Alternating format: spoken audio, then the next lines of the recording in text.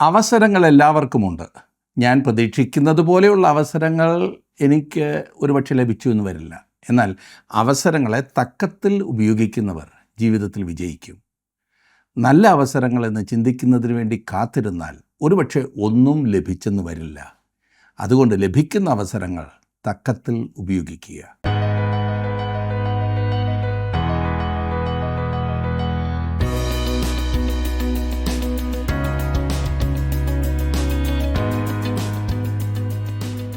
ജീവസന്ദേശത്തിൻ്റെ ഈ എപ്പിസോഡിലേക്ക് എല്ലാവർക്കും സ്വാഗതം. ദൈവത്തിൻ്റെ ജനവുമായി ബന്ധപ്പെട്ട് കിടക്കുന്ന രാജ്യങ്ങളോടും ജനങ്ങളോടും ദൈവം ഇടപെടുന്ന വിഷയങ്ങളാകുന്നു കഴിഞ്ഞ ചില ക്ലാസ്സുകളിലായി നമ്മൾ ചിന്തിച്ചുകൊണ്ടിരിക്കുന്നത്. പ്രപഞ്ച സൃഷ്ടിതാവായ ദൈവം സകലത്തെയും ഭരിക്കുന്നു. അവിടുത്തെ നിയന്ത്രണത്തിലല്ലാത്ത ഒന്നുമില്ല. സ്വർഗത്തിലുള്ളതും ഭൂമിയിലുള്ളതും ദൃശ്യമായതും അദൃശ്യമായതും സിംഹാസനങ്ങളാകട്ടെ, കർത്തൃത്വങ്ങളാകട്ടെ, വാഴ്ചകളാകട്ടെ, അധികാരങ്ങളാകട്ടെ, സകലവും അവൻ മുഖാന്തരം സൃഷ്ടിക്കപ്പെട്ടു.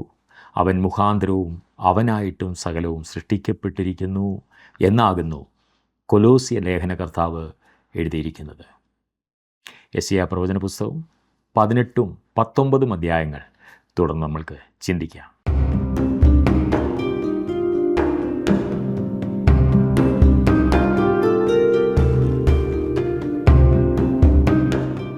യെശയ്യാ പ്രവചനം 13 മുതൽ 23 വരെയുള്ള അധ്യായങ്ങളിൽ 11 ന്യായവിധികളെക്കുറിച്ചാണ് നാം കാണുന്നത്. ഇസ്രായേലിന് ചുറ്റുമുള്ള രാജ്യങ്ങളുടെ മേൽ ദൈവം അയക്കുന്നതായ 11 കഷ്ടങ്ങൾ, ശിക്ഷകൾ, ന്യായവിധി. അവ ഓരോന്നും വളരെ ശ്രദ്ധേയമാകുന്നു എന്ന് നാം ഇതുവരെ പഠിച്ചതിൽ നിന്നും മനസ്സിലായല്ലോ. ഇനി നമുക്ക് കൂശിലെ നദികൾക്കപ്പുറത്തുള്ള ദേശത്തിൻ്റെ ഭാരത്തെക്കുറിച്ച് ചിന്തിക്കാം. 17-ാം അധ്യായം വരെ നാം ചിന്തിച്ച് കഴിഞ്ഞിരുന്നു. ഇന്ന് യെശയ്യാ പ്രവചനം 18-ാം അധ്യായത്തിൽ നാം ചില കാര്യങ്ങൾ ഒരുമിച്ച് പഠിക്കുവാൻ പോവുകയാണ്. 18-ാം അധ്യായത്തിൽ കൂശിലെ നദികൾക്കപ്പുറത്തുള്ള ദേശത്തിൻ്റെ ഭാരത്തെക്കുറിച്ചാണ് പറയുന്നത്. പ്രവാചകൻ ഉദ്ദേശിക്കുന്നത് പ്രത്യേകമായി ഏത് ദേശത്തെക്കുറിച്ചാണെന്ന് വ്യക്തമായി പറഞ്ഞിട്ടില്ല. അതുകൊണ്ട് തന്നെ ഇത് സംബന്ധിച്ച് പലവിധ വ്യാഖ്യാനങ്ങളുണ്ട്. ചിലർ ചിന്തിക്കുന്നത് മിസ്രൈമിനെക്കുറിച്ചാണ് യെശയ്യാവ് ഇവിടെ പറയുന്നത് എന്നത്രേ. പക്ഷേ ഇവിടെ നൽകിയിരിക്കുന്ന വിശദീകരണം ആ ദേശത്തിന് യോജിക്കുന്നതാകുന്നില്ല എന്ന് നമുക്കറിയാം. കൂടാതെ അടുത്ത അധ്യായത്തിലെ വിഷയം മിസ്രൈം ആകുന്നു താനും. അതുകൊണ്ട് ഇവിടെ അത് പറയണമെന്നില്ല. വ്യക്തമായി പറയുവാൻ കഴിവില്ലെങ്കിലും തിരുവചനത്തിലെ വിശദീകരണം എത്യോപ്യ ദേശത്തിന് അനുയോജ്യമായിരിക്കുന്നു എന്നത്രേ ഞാൻ വിശ്വസിക്കുന്നത്. അതെ, ആഫ്രിക്കയിലെ എത്യോപ്യ അഥവാ കൂശ്, ആ ദേശത്തെക്കുറിച്ചാണ് ഇവിടെ പറഞ്ഞിരിക്കുന്നത്. കൂശിലെ നദികൾ എന്ന് പറഞ്ഞിരിക്കുന്നത് നൈൽ നദിയെക്കുറിച്ചാണ്. ലോകത്തിൻ്റെ ശ്രദ്ധയെ എത്യോപ്യയിലേക്ക് ദൈവം ക്ഷണിക്കുന്നതിന് 18-ാം അധ്യായത്തിൽ നാം കാണുന്ന വാക്യങ്ങൾ അത് സൂചിപ്പിക്കുന്നു. 18-ാം അധ്യായം 1-ാം വാക്യം നാം വായിക്കുമ്പോൾ, അയ്യോ കൂശിലെ നദികൾക്കരികെ ചിറക് കിരുകിരുക്കുന്നതും കടൽ വഴിയായി വെള്ളത്തിന്മേൽ ഞാങ്ങണ കൊണ്ടുള്ള തോണികളിൽ ദൂതന്മാരെ അയക്കുന്നതുമായ ദേശമേ. ചിറക് കിരുകിരുക്കുന്നതും, ഇത് വളരെ ശ്രദ്ധേയമായ വേറൊരു കാര്യമാണ്. എത്യോപ്യ പക്ഷികൾക്കറിയപ്പെട്ട ഒരു ദേശമാകുന്നു. ചിറകുകളുടെ ദേശമെന്നാണ് അതിനെ വിളിച്ചിരുന്നത്. 2-ാം വാക്യത്തിൽ നാം കാണുന്നത്, ശീഘ്രദൂതന്മാരെ നിങ്ങൾ ദീർഘകായകന്മാരും മൃദു ചർമ്മികളുമായ ജാതിയുടെ അടുക്കൽ ആരംഭം മുതൽ ഇന്ന് വരെ ഭയങ്കരമായിരിക്കുന്ന ജാതിയുടെ അടുക്കൽ അളക്കുന്നതും ചവിട്ടിക്കളയുന്നതും നദികൾ ദേശത്തെ വിഭാഗിക്കുന്നതുമായ ജാതിയുടെ അടുക്കൽ തന്നെ ചെല്ലുവീൻ. ഞാൻ പറയുന്നത് കേൾക്കുക, എന്നെ ശ്രദ്ധിക്കുക എന്നത്ര ദൈവം പറയുന്നത്. 3 മുതൽ 6 വരെയുള്ള വാക്യങ്ങളിൽ നാം കാണുന്നത്, ഭൂതലത്തിലെ സർവ്വനിവാസികളും ഭൂമിയിൽ പാർക്കുന്നവരുമായുള്ളവരെ, പർവ്വതത്തിന്മേൽ കൊടി ഉയർത്തുമ്പോൾ നിങ്ങൾ നോക്കുവീൻ, കാഹളമൂതുമ്പോൾ കേൾപ്പീൻ. യഹോവ എന്നോട് ഇപ്രകാരം അരുളി ചെയ്തു, വെയിൽ തെളിഞ്ഞ് മൂക്കുമ്പോൾ, കൊയ്ത്തുകാലത്ത് ഉഷ്ണത്തിൽ മേഘം മഞ്ഞ് പൊഴിക്കുമ്പോൾ ഞാൻ എൻ്റെ നിവാസത്തിൽ സ്വസ്ഥമായി നോക്കിക്കൊണ്ടിരിക്കും. കൊയ്ത്തിനു മുമ്പേ മൊട്ടിട്ട് കഴിഞ്ഞു, പൂ പൊഴിഞ്ഞ് മുന്തിരിങ്ങ മൂക്കുമ്പോൾ അവൻ അരിവാൾ കൊണ്ട് വള്ളി മുറിച്ച് ചില്ലി ചെത്തിക്കളയും. അതൊക്കെയും മലയിലെ കഴുകനും ഭൂമിയിലെ മൃഗത്തിനും ഇട്ടുകളയും. കഴുക് അതുകൊണ്ട് വേനൽ കഴിക്കും, ഭൂമിയിലെ സകല മൃഗവും അതുകൊണ്ട് വർഷം കഴിക്കും. 7-ാം വാക്യത്തിലേക്ക് നാം വരുമ്പോൾ കാണുന്നത് ഈ അധ്യായത്തിൻ്റെ ഒടുവിലത്തെ വാക്യമാണ്. ആ കാലത്ത് ദീർഘകായകന്മാരും മൃദുചർമ്മികളുമായ ജാതി, ആരംഭം മുതൽ ഇന്ന് വരെ ഭയങ്കരമായിരിക്കുന്ന ജാതി, അളക്കുന്നതും ചവിട്ടിക്കളയുന്നതും നദികൾ ദേശത്തെ വിഭാഗിക്കുന്നതുമായ ജാതി തന്നെ സൈന്യങ്ങളുടെ യഹോവയുടെ നാമമുള്ള സ്ഥലമായ സിയോൻ പർവ്വതത്തിലേക്ക് സൈന്യങ്ങളുടെ യഹോവയ്ക്ക് തിരുമുൽ കാഴ്ച കൊണ്ടുവരും. ഇവിടെ പറഞ്ഞിരിക്കുന്ന കൊടി പിന്നീട് ദേവാലയത്തിലേക്ക് മാറ്റപ്പെട്ട സമാഗമന കൂടാരത്തിലെ നിയമപ്പെട്ടകമാകുന്നു എന്ന് അനേകർ വിശ്വസിക്കുന്നു. ബാബേൽ പ്രവാസകാലത്ത് അത് അപ്രത്യക്ഷമായി. എന്നാൽ അന്ന് സമാഗമന കൂടാരം എത്യോപ്യയിലേക്കാണ് കൊണ്ടുപോയത് എന്ന് ഒരു പാരമ്പര്യം പറയുന്നുണ്ട്. അതിന് തെളിവൊന്നും ആ പറയുന്നത് പോലില്ല. ഏതായാലും ആ ദേശത്ത് നിന്ന് ഒരു കൊടി ഉയരുമെന്നത്രേ നാം വായിച്ചത്. കർത്താവായ യേശു ക്രിസ്തു ഈ ഭൂമിയിൽ രാജ്യം സ്ഥാപിക്കുന്ന സമയത്തെയാണ് ഈ 7-ാം വാക്യത്തിൽ സൂചിപ്പിച്ചിരിക്കുന്നത്. എത്യോപ്യക്കാർ അന്ന് ആരാധനയ്ക്കായി വീണ്ടും യെരുശലേമിലേക്ക് പോകുന്നതാണ്. അവർക്കെതിരായി ന്യായവിധി പറഞ്ഞിട്ടില്ല. 87-ാം സങ്കീർത്തനത്തിൻ്റെ 4-ാം വാക്യത്തിൽ എത്യോപ്യക്കാരൻ പറയുന്നത് താനും യെരുശലേമിൽ ജനിച്ചു എന്നാണ്. എത്യോപ്യയെക്കുറിച്ച് മനോഹരമായ കാര്യങ്ങൾ അത്ര ദൈവത്തിന് പറയുവാനുള്ളത്.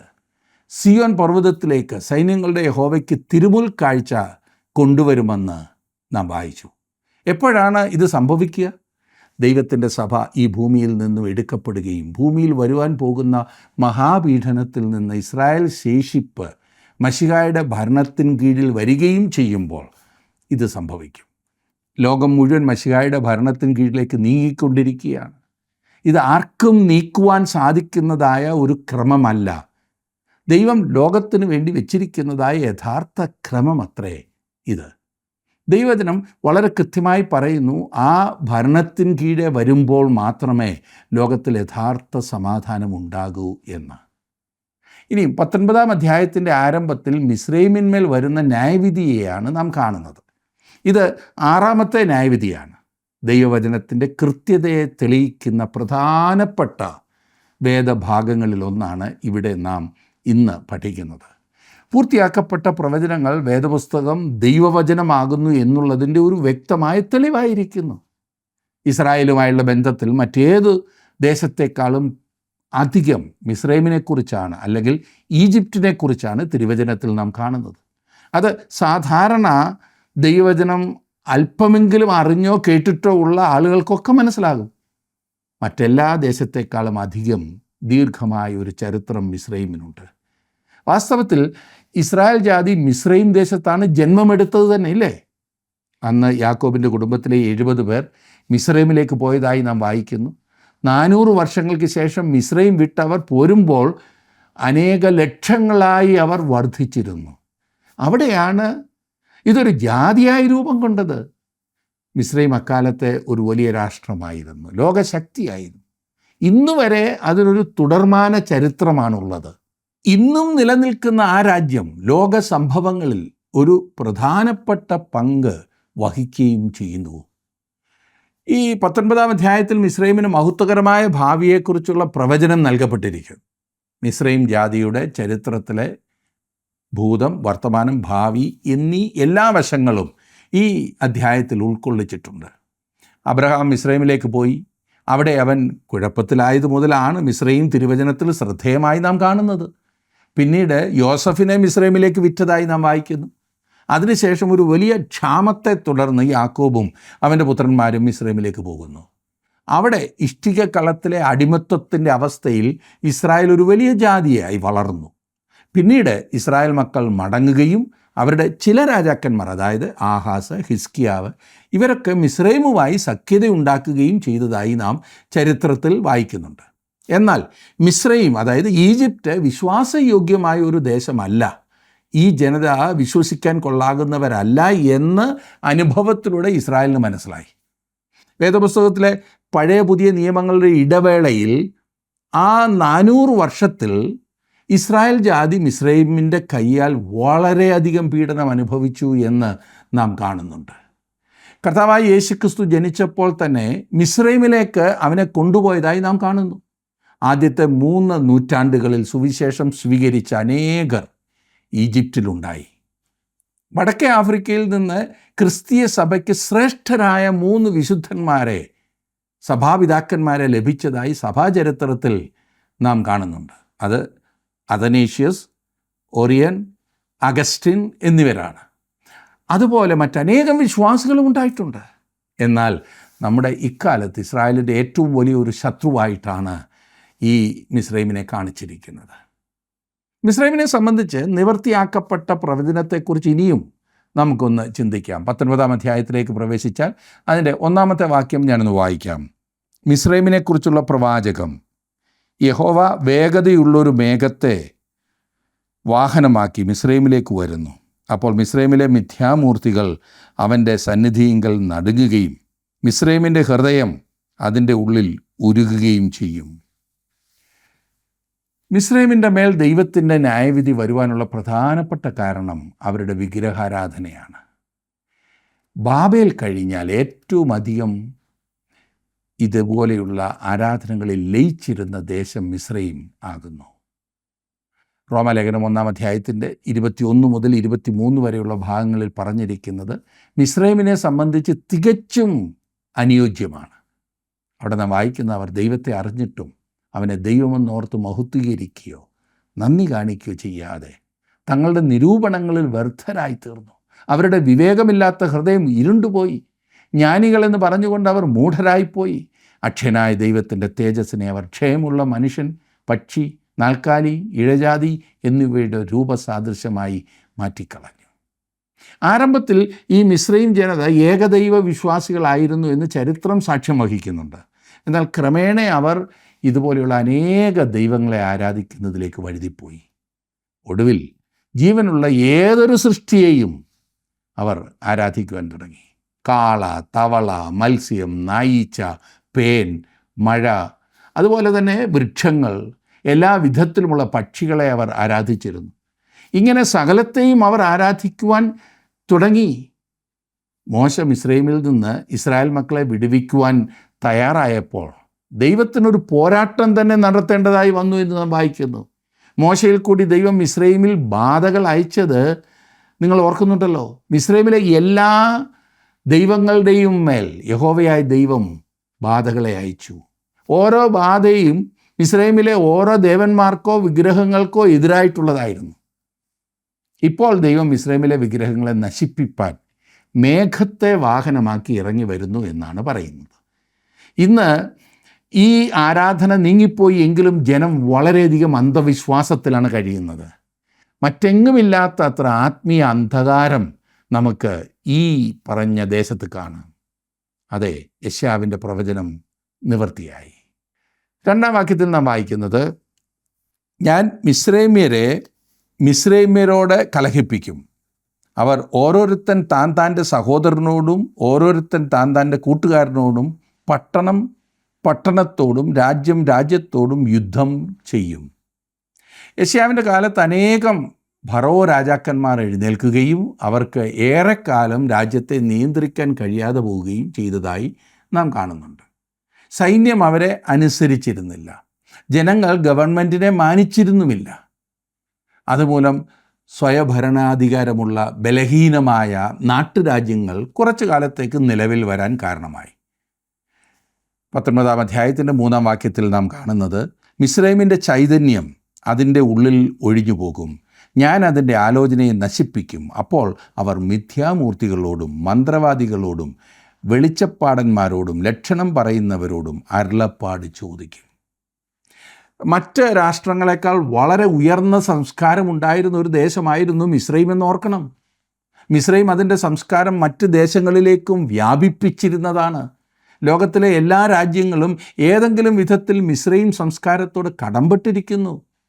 മിസ്രൈം അക്കാലത്ത് വിഗ്രഹാരാധനയിലും മന്ത്രവാദത്തിലും പ്രസിദ്ധമായിരുന്നു. മോശയുടെ കാലത്ത് മിസ്രൈമിലെ മന്ത്രവാദികൾക്കും മോശ ചെയ്ത ആ അത്ഭുത പ്രവൃത്തികൾ ചെയ്യുവാൻ കഴിഞ്ഞു എന്ന കാര്യം നാം വായിക്കുന്നുണ്ട്. ആരംഭത്തിൽ ചിലതെങ്കിലും. എന്നാൽ മോശ ചെയ്തത് അതുപോലെ അവർക്ക് ചെയ്യാൻ സാധിക്കാത്ത ഒരു സമയം വന്നു. എങ്കിലും പൈശാചിക ശക്തി അവരിൽ ഉണ്ടായിരുന്നു എന്ന കാര്യം അവർ ചെയ്ത അതിശയങ്ങൾ തെളിയിപ്പിക്കുകയായിരുന്നു. മിസ്രൈമിൻ്റെ ചൈതന്യം അതിൻ്റെ ഉള്ളിൽ ഒഴിഞ്ഞു പോകും എന്ന് നാം വായിച്ചു. അതെ, മിസ്രൈം ജനത അധപ്പതനത്തിലെത്തിയപ്പോൾ അവളുടെ ചൈതന്യം ഒഴിഞ്ഞു പോയൊരു കാലം വരികയായിരുന്നു. 4-ാം വാക്യം നോക്കിക്കാട്ട്. ഞാൻ മിസ്രൈമ്യരെ ഒരു ക്രൂര യജമാനൻ്റെ കയ്യിൽ ഏൽപ്പിക്കും, ഉഗ്രനായ ഒരു രാജാവ് അവരെ ഭരിക്കും എന്ന് സൈന്യങ്ങളുടെ യഹോവയായ കർത്താവ് അരുളി ചെയ്യുന്നു. ചരിത്രത്തിൽ ഇതുപോലെ ഒരു ക്രൂര യജമാനൻ ആരായിരുന്നു എന്ന് വ്യക്തമായി മനസ്സിലാക്കുവാൻ കഴിയുകയില്ല. കാരണം മിസ്രൈം പല ശത്രുക്കളാൽ ആക്രമിക്കപ്പെടുകയും ക്രമേണ ആ ദേശം ദരിദ്രാവസ്ഥയിലായിത്തീരുകയും ചെയ്യുകയായിരുന്നു. 5-ാം വാക്യത്തിൽ നാം വായിക്കുന്നത്, സമുദ്രത്തിൽ വെള്ളമില്ലാതെയാകും, നദി വറ്റി ഉണങ്ങിപ്പോകും. സമുദ്രമെന്ന് ഇവിടെ പറഞ്ഞിരിക്കുന്നത് നൈൽ നദിയെക്കുറിച്ചാണ്. മിസ്രൈമിൻ്റെ പ്രധാനപ്പെട്ട ജലധാരയായിരുന്നു നൈൽ നദി, നീലനദി. നദി എന്ന് ഇവിടെ പറഞ്ഞിരിക്കുന്നത് നൈൽ നദിയിൽ നിന്നും വെട്ടിയിരിക്കുന്ന തോടുകൾ, അതായത് കനാലുകൾ കൂടിയാണ്. അതായത് ഇറിഗേഷന് വേണ്ടി അവർ വെട്ടിയതായ തോടുകൾ. 6-ാം വാക്യത്തിൽ നാം വായിക്കുന്നത്, നദികൾക്ക് നാറ്റം പിടിക്കും, മിസ്രൈമിലെ തോടുകൾ വറ്റി ഉണങ്ങും, ഞാങ്ങണയും വേഴവും വാടിപ്പോകും. ഇന്നും ഈ തോടുകൾ നിറഞ്ഞിരിക്കുന്നു എന്നത് ശ്രദ്ധേയമായ കാര്യമാണ്. ആ പ്രദേശം മുമ്പ് ഏദൻ തോട്ടം പോലെ മനോഹരമായിരുന്നു എന്നാണ് ചരിത്രകാരന്മാർ എഴുതിയിരിക്കുന്നത്. എന്നാൽ ഇന്നത്തെ സ്ഥിതി അതല്ല. നൈൽ നദിയുടെ തീരങ്ങളിൽ ഇന്ന് വലിയ കൃഷിയൊന്നും നടക്കുന്നില്ല എന്നാണ് ആ ദേശം സന്ദർശിച്ചിട്ടുള്ളവർ പറയുന്നത്. വനങ്ങളോ വലിയ വൃക്ഷങ്ങളോ ഒന്നും ഇപ്പോൾ അവിടെ ഇല്ല. ഇനിയും ദൈവം എന്താണ് വ്യക്തമായി പറയുന്നത് എന്ന് ശ്രദ്ധിച്ചാട്ടെ. 7-ാം വാക്യത്തിൽ, നദിക്കരികെയും നദീതീരത്തുമുള്ള പുൽപ്പുറങ്ങളും നദീതീരത്ത് വിതച്ചതൊക്കെയും ഉണങ്ങി പറന്ന് ഇല്ലാതെ പോകും. നദീതീരത്തുള്ള പുല്ല് അന്ന് എഴുതുവാൻ ഉപയോഗിച്ചിരുന്ന പപ്പേരസ് എന്ന ചെടിയാണ് ഈ പുല്ല്. അതാണ് ഇവിടെ പറയുന്നത്. അത് മിസ്രൈമിലെ പ്രധാനപ്പെട്ട ഒരു വ്യവസായം തന്നെയായിരുന്നു. മിസ്രൈമിൻ്റെ സമ്പത്ത് വർദ്ധിപ്പിക്കുവാൻ അതൊരു പ്രധാന മുഖാന്തരമായിരുന്നു എന്ന് ചരിത്രത്തിൽ നിന്നും നാം കാണുന്നുണ്ട്. കളിമൺ പലകകൾക്ക് ശേഷം മനുഷ്യൻ എഴുതുവാൻ ഉപയോഗിച്ചിരുന്ന വസ്തുവായിരുന്നു ഈ പപ്പറേസ്. ഫൊയ്നിക്കക്കാർ അന്നത്തെ സംസ്ഥാനം മുഴുവനും പപ്പറേസിൻ്റെ ഉപയോഗം പ്രചരിപ്പിച്ചു എന്ന് ചരിത്രത്തിൽ കാണുന്നു. നൈൽ നദിയുടെ തീരത്താണ് പ്രധാനമായും ഈ പപ്പറേസ് ചെടി വളർന്നിരുന്നത്. എന്നാൽ ഇന്ന് അത് അവിടെ കാണാൻ കഴിയില്ല. അത് അപ്രത്യക്ഷമായിരിക്കും. അത് ഉണങ്ങിയില്ലാതെയാകുമെന്ന് ദൈവം പറഞ്ഞു. ഇന്ന് അതില്ലാതെയായി തീർന്നതിന് പ്രകൃതിപരമായ വിശദീകരണങ്ങൾ പറയുവാൻ കഴിയുമെങ്കിലും ദൈവം പറഞ്ഞത് നിവൃത്തിയാക്കപ്പെടുകയായിരുന്നു എന്ന യാഥാർത്ഥ്യം നാം മറക്കരുത്. 8-ാം വാക്യത്തിൽ നാം വായിക്കുന്നത്, മീൻ പിടിക്കുന്നവർ വിലപിക്കും, നദിയിൽ ചൂണ്ടൽ ഇടുന്നവരൊക്കെയും ദുഃഖിക്കും, വെള്ളത്തിൽ വല വീശുന്നവർ വിഷാദിക്കും. നൈൽ നദിയിൽ ധാരാളം മത്സ്യമുണ്ടായിരുന്നു. അതുകൊണ്ട് മിസ്രൈമിലെ മറ്റൊരു പ്രധാനപ്പെട്ട തൊഴിലായിരുന്നു മീൻപിടുത്തം. മിസ്രൈമിൽ നിന്ന് ഇസ്രായേൽ മക്കൾ പുറപ്പെട്ടു പോന്നപ്പോൾ അവർക്ക് മിസ്രൈമിൽ കിട്ടിയിരുന്ന മത്സ്യം നഷ്ടമായി എന്ന് അവർ പിറുപിറുത്തതായി നാം കാണുന്നു. മരുഭൂമിയിൽ എവിടെ മത്സ്യം കിട്ടാൻ? ദൈവം അവർക്ക് ഇറച്ചി ഭക്ഷിപ്പാൻ കൊടുത്തു. എന്നാൽ കാടപ്പക്ഷിയുടെ ഇറച്ചി അവർ പെട്ടെന്ന് മടുത്തുപോയി. അവർക്ക് മിസ്രൈമിലെ മത്സ്യത്തോടായിരുന്നു കൂടുതൽ താല്പര്യം. എന്നാൽ മത്സ്യവും ഇപ്പോൾ അവിടെ നിന്ന് അപ്രത്യക്ഷമായിരിക്കുന്നു എന്നത്രേ പ്രവാചകൻ പറയുന്നത്. ഈ നൈൽ നദിയുടെ തീരത്ത് മത്സ്യബന്ധനം ഇപ്പോൾ ഒരു തൊഴിലല്ലാതെ ആയിരിക്കുന്നു. അതെ, ഈ പ്രവചനം അക്ഷരികമായി നിവർത്തിയാക്കപ്പെട്ടിരിക്കുന്നു. ദൈവം പറഞ്ഞു, മീൻ പിടിക്കുന്നവർ വിലപിക്കുമെന്ന്. 9-ാം വാക്യം നോക്കിക്കാട്ടെ. ചീകി വെടിപ്പാക്കിയ ചണം കൊണ്ട് വേല ചെയ്യുന്നവരും വെള്ളത്തുണി നെയ്യുന്നവരും ലജ്ജിച്ചു പോകും. മിസ്രൈമിൽ നേർത്ത ചണനൂൽ ഉൽപ്പാദിപ്പിച്ചിരുന്നു. അത് ഉപയോഗിച്ചാണ് അവർ വിലയേറിയ ലിനൻ വസ്ത്രങ്ങൾ നെയ്തിരുന്നത്. ഈജിപ്ഷ്യൻ കോട്ടൺ എന്നൊക്കെ പറയത്തില്ലേ. ഇന്ന് സിൽക്കിനോട് വളരെ സാമ്യമുള്ളതാണ് മിസ്രൈമിലെ ഈ പറഞ്ഞതായ ലിനൻ വസ്ത്രങ്ങൾ. ഈ വിശേഷപ്പെട്ട വസ്ത്രങ്ങളാണ് ഇസ്രായേൽ ജനത മരുഭൂമിയിൽ വെച്ച് സമാഗമന കൂടാരത്തിൽ ഉപയോഗിച്ചിരുന്നത്. മിസ്രൈമിൽ നിന്ന് പുറപ്പെടുമ്പോൾ ജനം വിശേഷപ്പെട്ട ഈ ലിനൻ വസ്ത്രം കൂടെ കൊണ്ടുവന്നിരുന്നു. വ്യവസായം അപ്രത്യക്ഷമാകുമെന്ന് ദൈവം ഇവിടെ പറയുന്നു. അതെ, അതും അപ്രത്യക്ഷമായി. അങ്ങനെ ഈ പ്രവചനം അക്ഷരികമായി നിവൃത്തിയാക്കപ്പെട്ടു. 10-ാം വാക്യം ഞാൻ വായിക്കട്ടെ. രാജ്യത്തിൻ്റെ തൂണുകളായിരിക്കുന്നവർ തകർന്നു പോകും, കൂലിവേലക്കാർ മനോവ്യസനത്തോടെ ഇരിക്കും. മിസ്രൈമിലെ മീൻപിടുത്ത വ്യവസായം നിലച്ചുപോയി. അത് പ്രവചനത്തിൻ്റെ അക്ഷരീകമായ നിവൃത്തിയായിരുന്നു. മിസ്രൈമിൻ്റെ സമ്പദ് വ്യവസ്ഥ തന്നെ നദിയെ ആശ്രയിച്ചാണ് ഇരുന്നത്. നദിയുടെ വലിപ്പം നിമിത്തം അതിനെ സമുദ്രമെന്നത്ര പറഞ്ഞിരുന്നത്. ഇനിയും 11 മുതൽ 13 വരെയുള്ള വാക്യങ്ങളിൽ നാം കാണുന്നത്, സോവനിലെ പ്രഭുക്കന്മാർ കേവലം ഭോഷന്മാരത്രേ. ഫറവോൻ്റെ ജ്ഞാനമേറിയ മന്ത്രിമാരുടെ ആലോചന ഭോഷത്വമായി തീർന്നിരിക്കുന്നു. ഞാൻ ജ്ഞാനികളുടെ മകൻ, പുരാതന രാജാക്കന്മാരുടെ മകൻ എന്നിപ്രകാരം നിങ്ങൾ ഫറവോനോട് പറയുന്നത് എങ്ങനെ? നിന്റെ ജ്ഞാനികൾ എവിടെ? അവർ ഇപ്പോൾ നിനക്ക് പറഞ്ഞു തരട്ടെ. സൈന്യങ്ങളുടെ യഹോവ മിസ്രൈമിനെക്കുറിച്ച് നിർണയിച്ചത് അവർ എന്തെന്ന് ഗ്രഹിക്കട്ടെ. സോവാനിലെ പ്രഭുക്കന്മാർ ഭോഷന്മാരായി തീർന്നിരിക്കുന്നു. നോഫിലെ പ്രഭുക്കന്മാർ വഞ്ചിക്കപ്പെട്ടിരിക്കുന്നു. മിസ്രൈമിലെ ഗോത്രങ്ങളുടെ മൂലക്കല്ലായിരിക്കുന്നവർ അതിനെ തെറ്റിച്ച് കളഞ്ഞു. മിസ്രൈമിലെ രാജവംശമായ ഫറോ വംശം പരസ്പരം വിവാഹബന്ധത്തിലേർപ്പെട്ടു. അവരുടെ സ്വത്തും അധികാരവും ഒന്നും വെളിയിലെങ്ങും പോകാതിരിക്കുവാനുള്ള ഒരു കുടുസായ ചിന്താഗതി കൂടിയായിരുന്നിരിക്കാം ഈ പറഞ്ഞത്.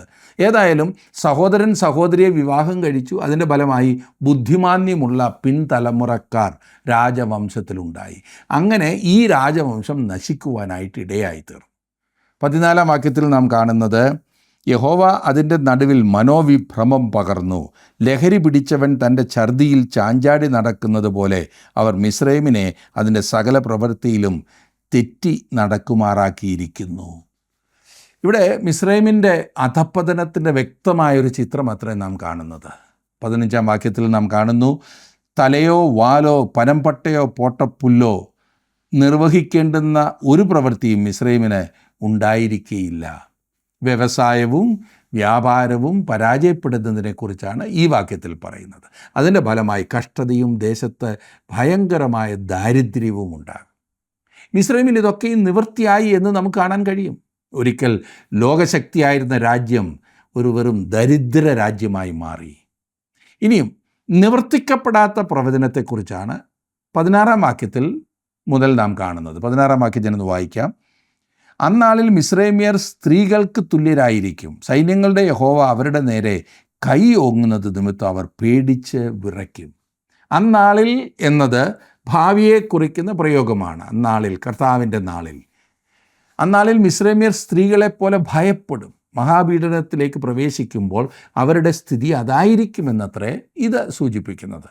17-ഉം 18-ഉം വാക്യങ്ങൾ, യഹൂദാദേശം മിസ്രൈമിന് ഭയങ്കരമായിരിക്കും. അതിൻ്റെ പേർ പറഞ്ഞ് കേൾക്കുന്നവരൊക്കെയും സൈന്യങ്ങളുടെ യഹോവ അതിന് വിരോധമായി നിർണയിച്ച നിർണയനിമിത്തം ഭയപ്പെടും.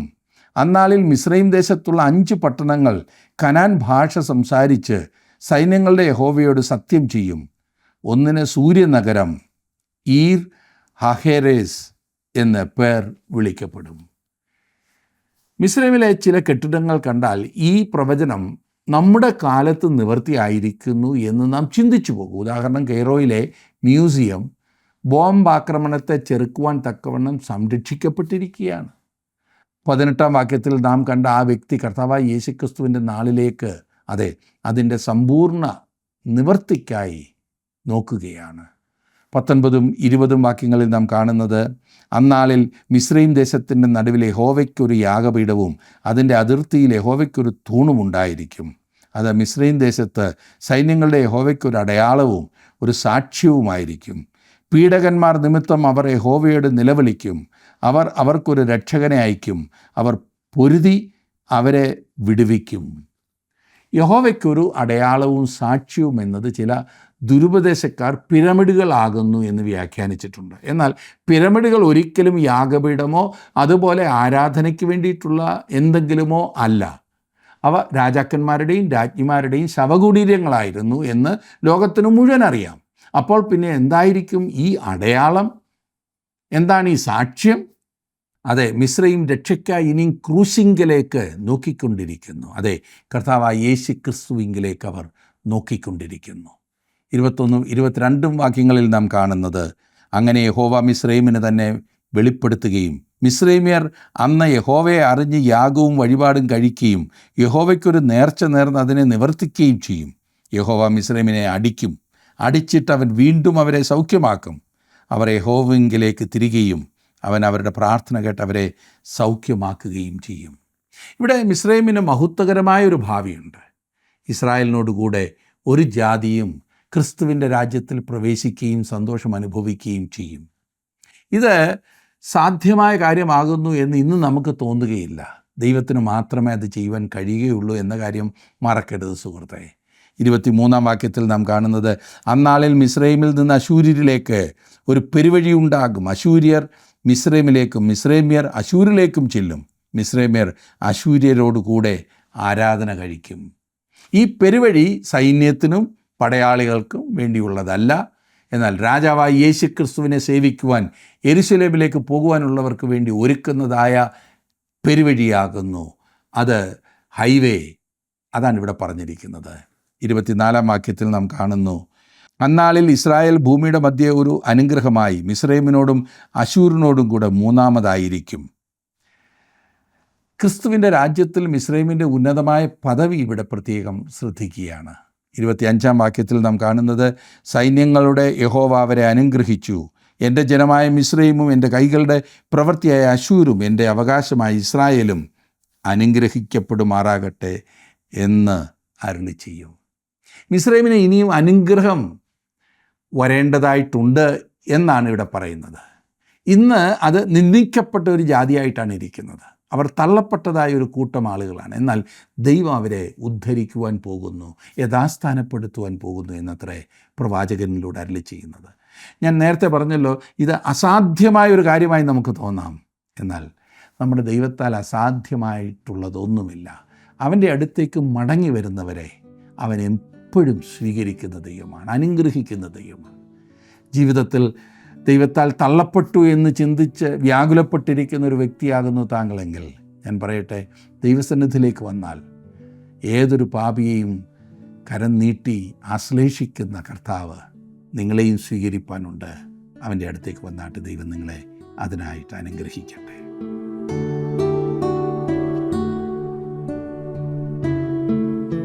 യഹോവ സകലത്തെയും തൻ്റെ ഉദ്ദേശത്തിനായി ഉണ്ടാക്കിയിരിക്കുന്നു എന്ന് തിരുവചനം വെളിപ്പെടുത്തുന്നു. അവിടുത്തെ സൃഷ്ടികളിൽ ശ്രേഷ്ഠരായിരിക്കുന്ന മനുഷ്യൻ പലപ്പോഴും ദൈവത്തിൻ്റെ പദ്ധതികളിൽ നിന്ന് വഴുതിപ്പോകുന്നതാണ് നാം കാണുന്നത്. എന്നാൽ ദൈവത്തിങ്കിലേക്ക് മടങ്ങി വരുന്ന മനുഷ്യരെ ചേർത്തുകൊള്ളുന്ന സ്നേഹസമ്പന്നനായ ദൈവത്തെയാണ് നമ്മൾ തിരുവചനത്തിലുടനീളം കാണുന്നത്. ദൈവിക ഉദ്ദേശങ്ങൾക്കായി നമ്മുടെ ജീവിതങ്ങളെ സമർപ്പിക്കാം. കർത്താവ് നിങ്ങളെ അനുഗ്രഹിക്കട്ടെ.